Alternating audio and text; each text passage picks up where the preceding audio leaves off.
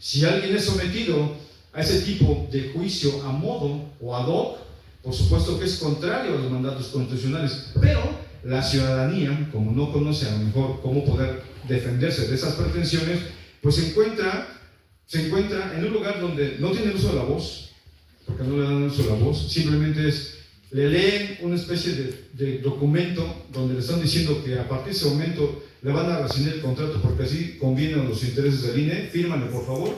Una vez firmado, por media vuelta te vas sin que te den nada. Y eso lo agrava todavía más. Siguiente, por favor. La necesidad que tuvimos de dos casos concretos, que también aquí van a aparecer el número de los expedientes, al ver tal aberración o tal situación, lo que hicimos fue diseñar una estrategia de defensa. Nuestra estrategia versó uno. ¿Cómo podemos? Y aquí es importante hacer un paréntesis. La estrategia de defensa que se diseñó fue a partir de la activación del mecanismo de litigio estratégico. El litigio estratégico es una herramienta utilizada por lo regular en la defensa de los derechos humanos. Por excelencia, ese litigio estratégico o mecanismo de defensa es una herramienta de defensa de los grupos, de los movimientos sociales, y de eso se van a dar cuenta si damos un vuelto hacia atrás a la historia, y muchos de esos movimientos sociales, por vía de ese litigio estratégico, han logrado que hayan adecuado normas, tanto secundarias como la misma Constitución. Por eso es de que hoy podemos hablar de que puede existir matrimonio entre personas del mismo género, y incluso ellas pueden incluso designarlos como beneficiarios de cualquiera de sus derechos laborales, y entre otras cosas más, solamente por poner un ejemplo.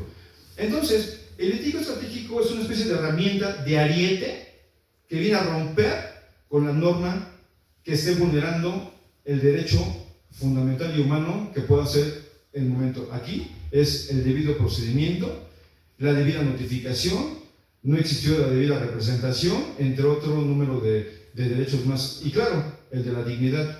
Entonces, este litigio estratégico viene a romper con eso que pareciera que para algunos está bien, pero para quienes vemos las cosas de manera diferente, por supuesto que ya lo dije, es ilegal, es inconstitucional, es inconvencional. Entonces, la estrategia versó en cómo poder hacer eso. Le dimos vueltas al asunto y dije, ya sé cómo lo vamos a hacer. Vamos a diseñar una acción afirmativa para poder ocupar el vacío legal que tiene la regla secundaria del INE, y que estas cosas no se sigan repitiendo, o sea, la no repetición. Y bueno, esta acción afirmativa tiene como fin, según en términos de una jurisprudencia del mismo Tribunal Electoral del Poder Judicial de la Federación, lo siguiente: el objetivo de estas acciones afirmativas son lograr la igualdad material, compensar la injusticia y establecer condiciones mínimas. 2. Destinatarias: personas y grupos en situación de vulnerabilidad, desventaja o discriminación. Siguiente: conducta exigible: la acción o medida específica requerida para alcanzar el objetivo. Como se dan cuenta, la acción afirmativa cumplía con estas expectativas de defensa, pues de no hacerlo, simplemente y llanamente no hubiéramos alcanzado lo que enseguida van a poder ustedes conocer. Siguiente, por favor.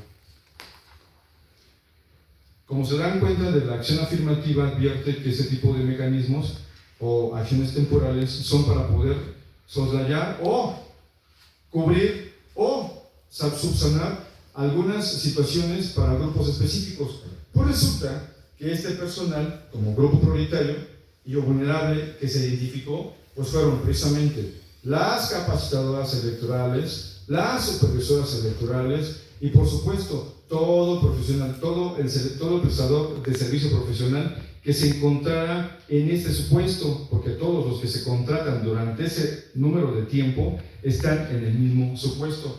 Y aquí viene lo interesante: oye, Víctor Hugo, pero se supone que los grupos vulnerables son los que ya sabemos: mujeres, niñas, adultos mayores, discapacitados, comunidad LGBTQ+. Sí, claro, pero si nos vamos a la literalidad del artículo 1 de la Constitución, si lo tenemos como marco de referencia, ese marco de referencia del artículo 1 de la Constitución es eso, está inacabado, no está terminado, y entonces, después de una interpretación hermenéutica y sistemática de toda la legislación nacional e internacional, podemos decir que cuando hay un foco, un grupo focal discriminado por una situación legal, entonces podemos aludir que estamos ante un grupo desventajado por su condición laboral.